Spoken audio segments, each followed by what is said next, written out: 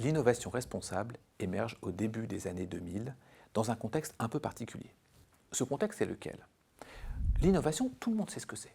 C'est innovare en latin, c'est-à-dire changer à l'intérieur de quelque chose, une entreprise, une organisation, dans un but qui est celui de survivre.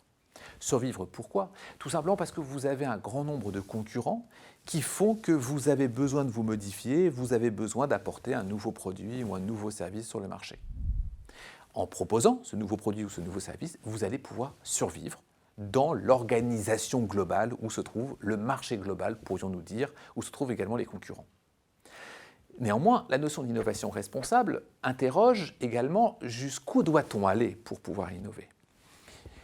Est-ce qu'on peut innover sans prendre en compte, finalement, les impacts que cela peut avoir sur nos clients, les impacts sur également le reste de la société?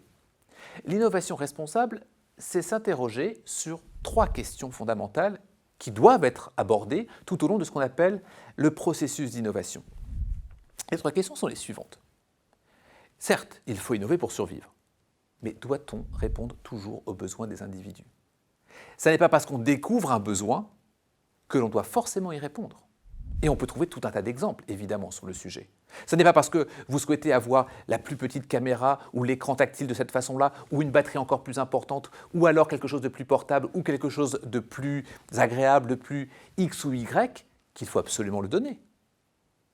La deuxième question que l'on se pose, c'est les impacts sur les clients. Lorsque vous lancez un produit, lorsque vous lancez un service, quelles sont les conséquences directes, possiblement néfastes, sur les clients? Et puis, bien entendu, sur le reste de la société. Alors, bien entendu, la problématique qui se pose, c'est ce que l'on appelle le principe de précaution. C'est-à-dire que si vous n'innovez pas, ou si vous innovez mais que vous mettez en place le principe de précaution, il va se passer quoi? Tout simplement que vous n'allez pas lancer le produit, lancer le service, puisque le principe de précaution, par définition, c'est effectivement ne pas faire. On ne fait pas avant de savoir quelles sont les conséquences. Le problème, c'est que dans un environnement compétitif, d'autres vont peut-être le faire dans une autre frontière, d'un autre endroit dans le monde. Donc, l'innovation responsable émerge à ce moment-là. Oui, nous devons innover. Et nous devons innover avec responsabilité. Autrement dit, nous devons faire, mais faire avec la responsabilité du latin respondere, rendre compte de ses actes. Quand je lance un produit, quand je lance un service, je dois toujours prendre en compte, est-ce que finalement, ceci doit vraiment répondre aux besoins d'un individu? Est-ce que vraiment ce produit ou ce service ne va-t-il pas avoir des conséquences négatives, néfastes, auprès d'un client? Et ce produit ou ce service va-t-il avoir une conséquence néfaste sur le reste de la société?